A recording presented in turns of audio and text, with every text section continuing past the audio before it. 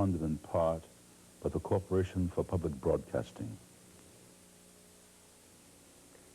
I'm Jim Whaley.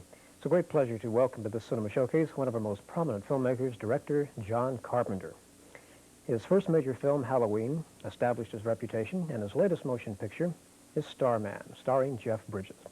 We'll have a scene from Starman to show you, so join me as I talk with John Carpenter on this cinema showcase.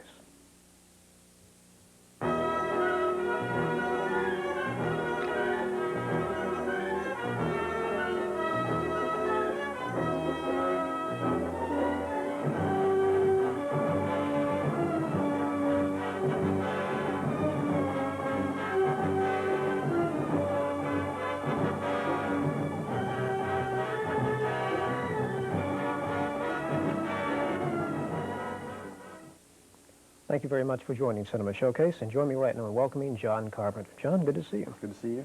First of all, I want to congratulate you on your film, Starman. Well, thank you. It's an unusual motion picture because it has so many different qualities. I don't think people, when they hear the name Starman, will immediately know just what they're in for, really. How would you best describe the film? I know it's a terrible thing to ask a filmmaker to describe his own film, but how would you categorize this film? Primarily, I think it's a science fiction love story at its basis. When I read the screenplay, I thought, here was a chance to do It Happened One Night, a kind of an updated version with a science fiction premise to it. So that's what I did. When you made Halloween, and that was such a tremendous success, were you at all concerned that you would be forever typecast? I made Halloween in 1978, and immediately after I finished it, before the film was released, I started doing Elvis, the 3-hour TV movie. I was hired to do Elvis because I had done Halloween, because the people who were producing Elvis thought I knew how to handle music, and Elvis was about music. When Halloween first came out, it received terrible reviews all across the country. Everybody reviewed it as being a really awful exploitation horror movie. So I sort of wrote Halloween off until it was re-reviewed by the Village Voice, and it kind of, a new wave of reviews said it was good again. And by that time, I was making another film, so it was a strange experience. People kept coming up to me and saying, you know, Halloween, Halloween, and I'd already forgotten about it. It had already been reviewed badly. And all of a sudden, I found myself sort of typed as maybe the new Hitchcock for a while. Well, thank God that didn't happen, because that's the last thing you want to have to struggle under, is trying to be somebody like Hitchcock. You can't do it, first of all. And I knew when I came to film school and when I came into Hollywood that I could do any kind of a movie. I could do love stories and westerns and war movies and what have you. And it's just a question of being hired to do the right film. And I think Starman, luckily for me, was a chance to do a romantic comedy.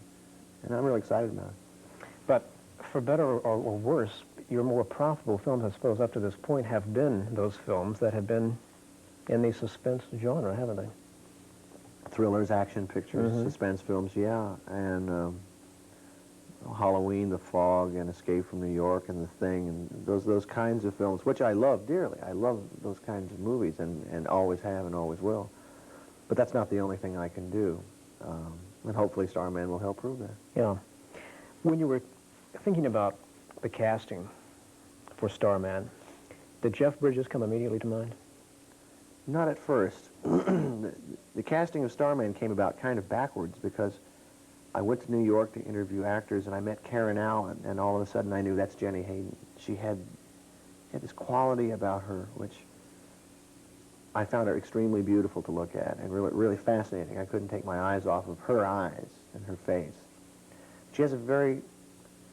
She projects a truthfulness and honesty about her in everything she does, and I felt that the character of Jenny Hayden had to be extremely honest and truthful in all her reactions. Well, then who could play opposite Karen Allen?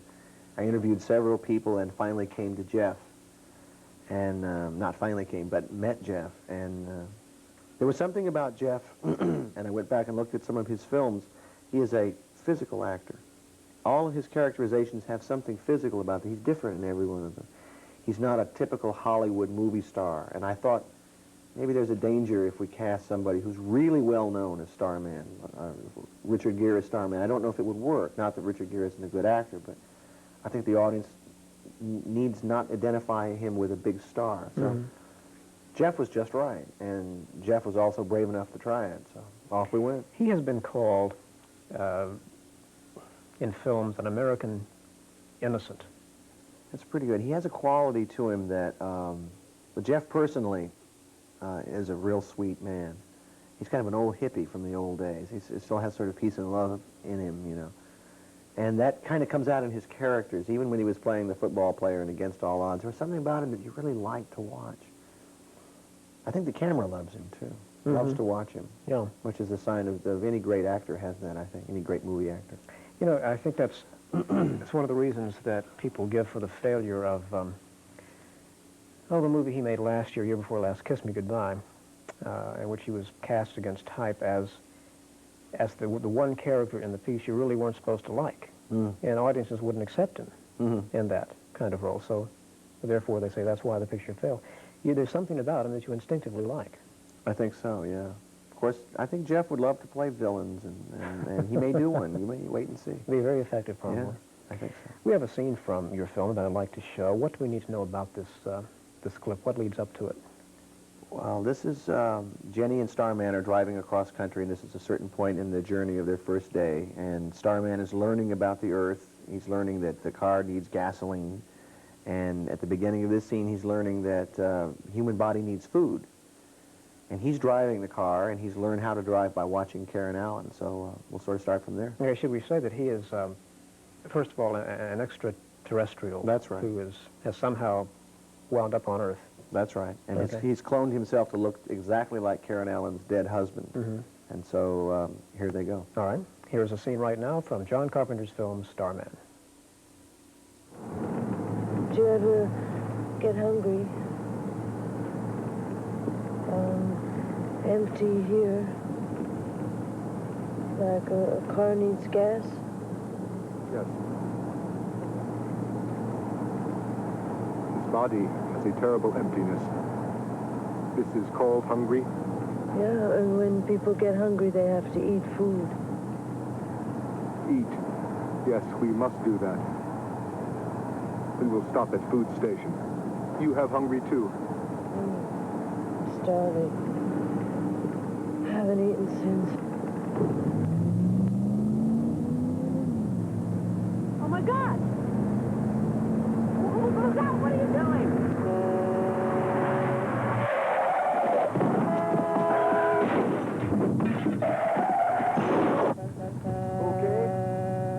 Okay, are you crazy? You almost got us killed. You said you watched me. You said you knew the rules. I do know the rules. Oh, well, for your information, pal, that was a yellow light back there. I watched you very carefully. Red light stop, green light go, yellow light go, very fast. A scene from Starman, directed by my guest, John Carpenter. John, in making this film, or making any film, is it essential when you begin a project to have a complete idea in your own mind as to where you're going to take everything? Now, what I mean by that is, halfway through during the shooting, could you happen upon a different set of circumstances that would lead you in a different direction as to where the film might go? Has that ever happened? When I read a screenplay or I write a screenplay, the first element of it that I respond to is if I can see the movie. For instance, when I read Starman, I could see the film. I could see it in my mind. And then just went out and made the film that I saw. Screenplays that I read that I don't make are the ones that I can't see any visuals in them. No, the script is pretty much a Bible for me. That's what we go by. That's the blueprint of the movie. You know, that's the story that's told. And you read it on paper and you agree to it on paper. And then you go out and make that film.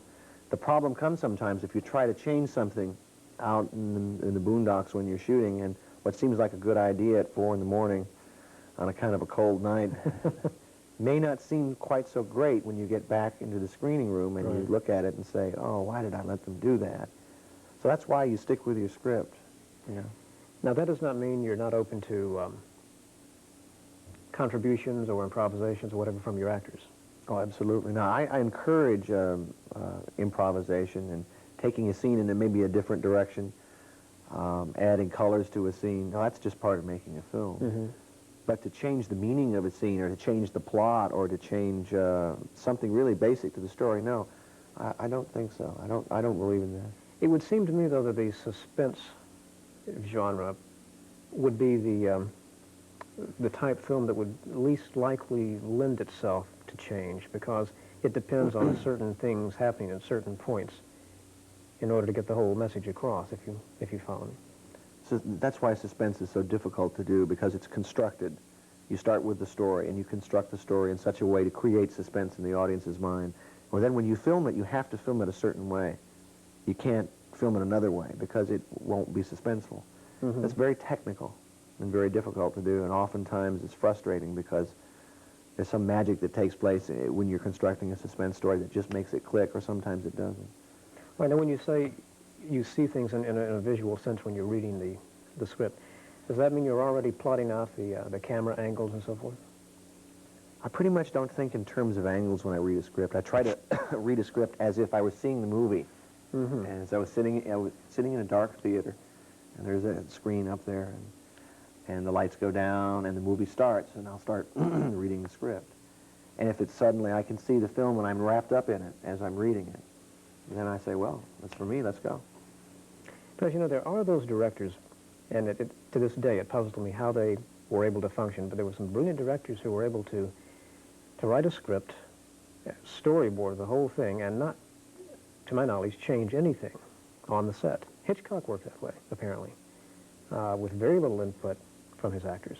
And yet, who can deny the brilliance of Hitchcock's films? Some of them weren't. I think that's been overrated in terms of him. You know that when they were doing North by Northwest, Cary Grant, Hitchcock gave him enormous control over the character and changing lines. And if you read, they've published the screenplay to North by Northwest. If you read the original screenplay and read it against what they shot, there's big differences in there. So I don't think that that's quite true from Hitchcock's point of view. I think he liked to put that out as part of his image. I know that there was a lot of publicity at the time when they were making Raiders of the Lost Ark. Every shot was storyboarded, and they shot just those storyboards. And the movie looks like it to me. It really looks like it's planned. Every shot looks like a drawing. Yeah, does this bother you? I became aware of it after a while. And I became aware of being sort of manipulated, slightly. It worked. It was fun, and it's enjoyable. It's like reading a comic book, you know. You see every frame drawn out. But I feel like for every film, that's not a good idea. Because some films you want to feel a sense of reality and a sense of spontaneity. And you lose that when you storyboard. In other words, you move a camera and you say, well, I've got to have this particular angle. This is the only one that will do, and you fight and you fight and you get it. Sometimes it's flat because you've drawn it. Sometimes it's better to just watch something from a distance and come in and say, well, let's do it like this, or let's put the camera up here and looking down, or let's get back away and look for it. Do it on the spot. That's what I've tried to do more and more. Just kind of shoot from the hip when you're out there. I suppose from a pyrotechnical point of view, your most difficult movie was probably The Thing, because you had to work with so many special effects. Now, in making a film like that, it would be necessary almost to choreograph these type things. You had to.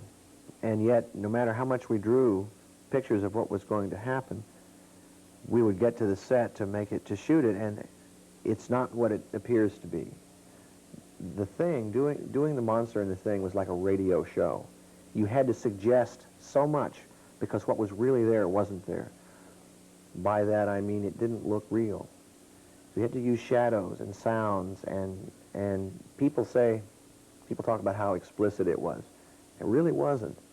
It was in your mind that it was explicit, because what's on the screen is a bunch of rubber moving around and being pulled by strings and puppeted like this. But it's a lot of camera angles and lighting that go into making it look kind of realistic. Yeah. I agree, but you know, even those critics who had previously championed most of your work said that very thing about the thing, that perhaps it was too explicit. It was in their minds, though. See, Yeah. that's the fascinating thing to me. I think The Thing was a very pessimistic film. And one of the problems with it was a relentless film in terms of what it was saying. It was talking about the evil from within. And it came out at the same time E.T. came out. And E.T. is about sort of Lassie from the sky who comes down. And it's a very charming and wonderful little story. And The Thing is the exact opposite of it. It's saying you can't trust anybody and you can't win. It will kill you. I don't feel like audiences really wanted to see that at that time, which is unfortunate. I assumed you had watched, of course, the Howard Hawks production of The Thing. There's always been a controversy, and maybe you can settle it for me, about who actually directed the Hawks version of The Thing. Did Hawks actually direct it, or did the credited director?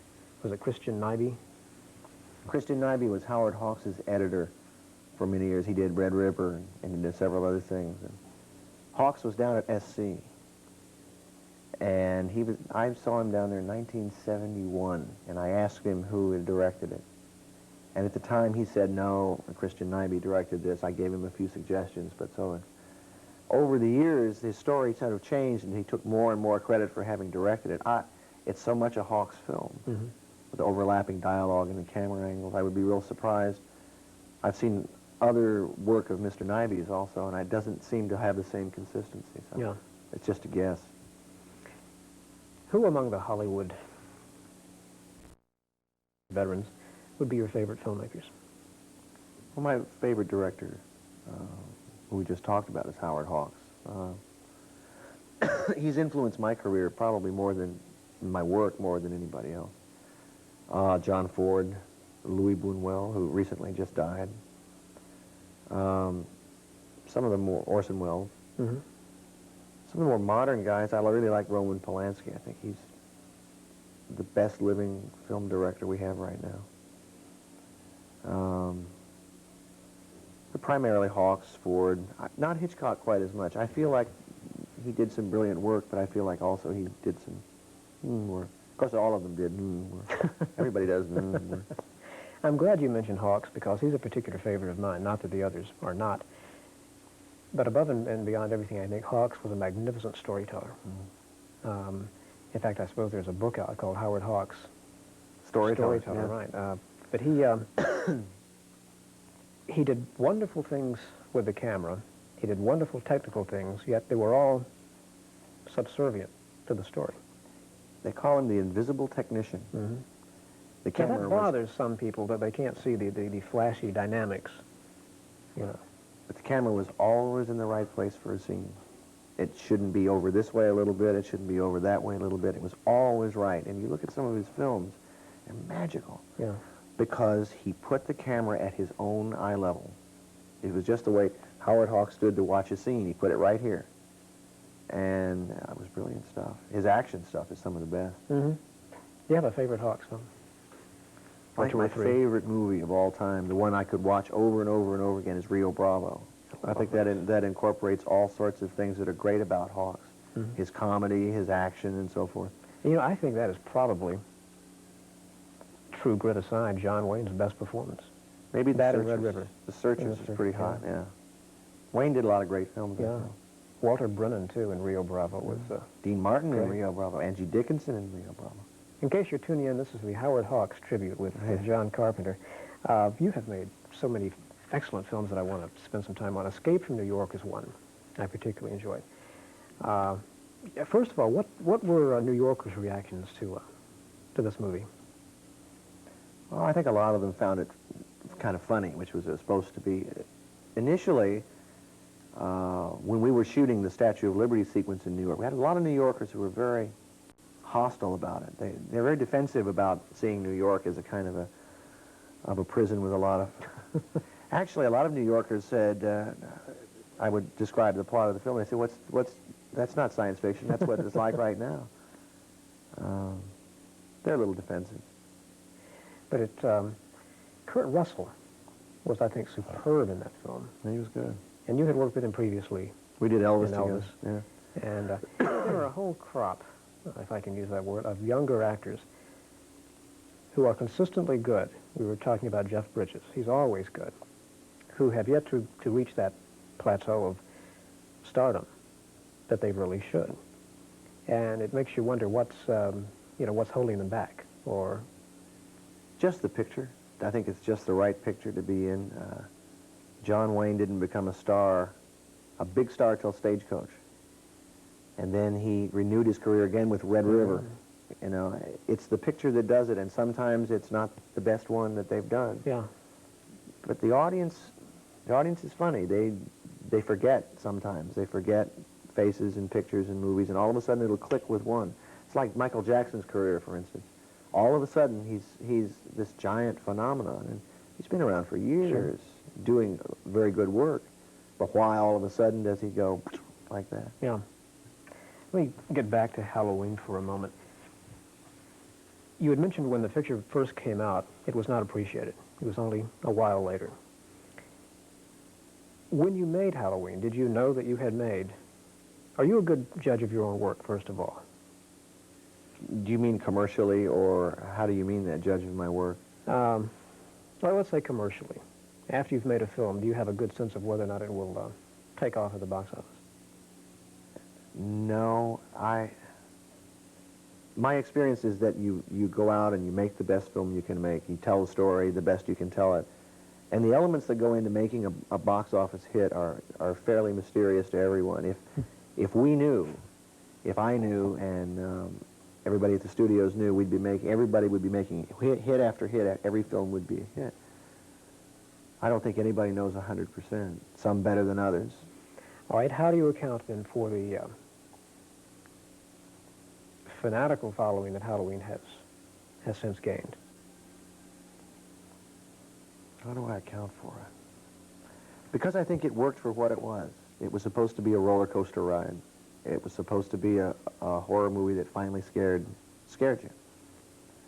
And I updated some old haunted house techniques, basically. The old hand that comes out and taps you on the shoulder stuff. And played with audience expectations. And I think it just came along at the right time. Had that movie come later or earlier, it might not have worked as well. Lucky timing. Part of the key, I think, too, at least for me, was the fact that a lot of it was what was not seen, the expectation of what was about to happen. Mm-hmm. You know, and that goes back to, I suppose, some of the Val Lewton films in the 40s. Val Lewton, even before then, some James Whale and Yeah. Frankenstein. Exactly. Real early stuff, yeah. What about the subsequent Halloween films? Once you had done Halloween, were you at all tempted to say, no more Halloween? Well, I said that for quite a while.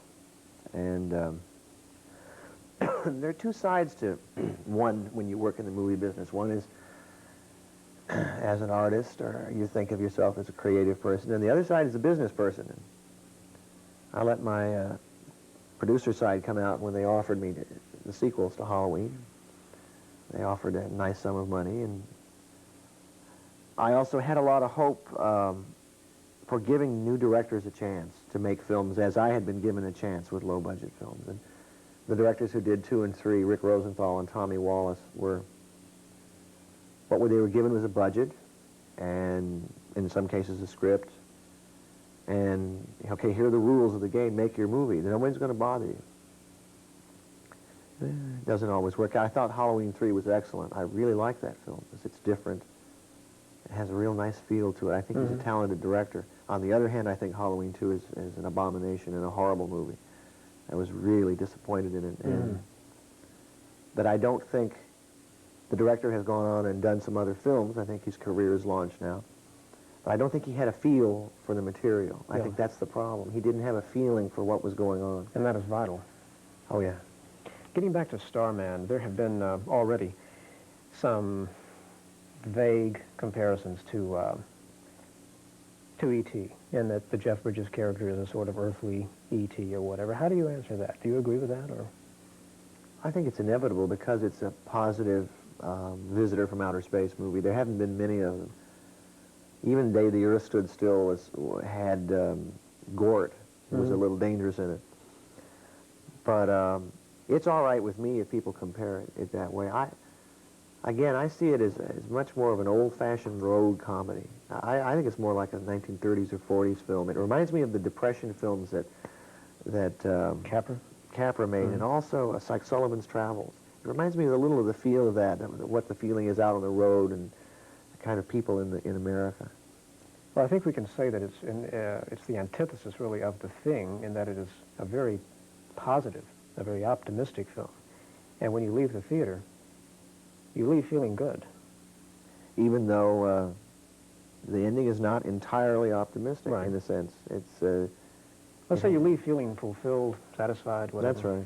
That's right. And it's the opposite of The Thing. It's just another point of view of things. Yeah. This has been a fast half hour. I hope you've enjoyed it, and I want to wish you much success with your movie Starman. It's a fine film, and thank you for being here. Thank you. I enjoyed it. Thank you. My thanks to all of you for watching. Until next time, good night.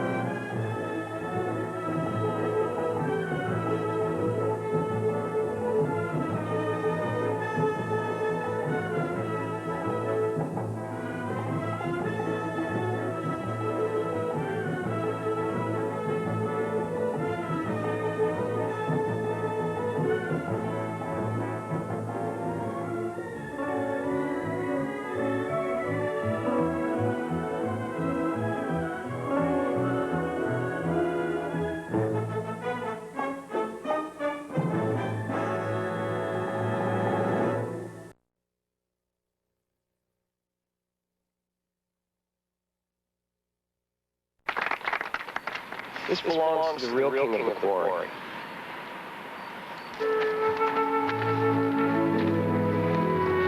This is for you, Papa.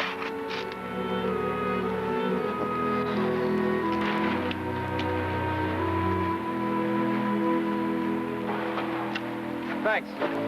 Who's that? That's the photographer from the Bloomington News. It's for the Heard About Bloomington column. The Bloomington News? Oh, wait a second. Wait a second! How much you want for that picture?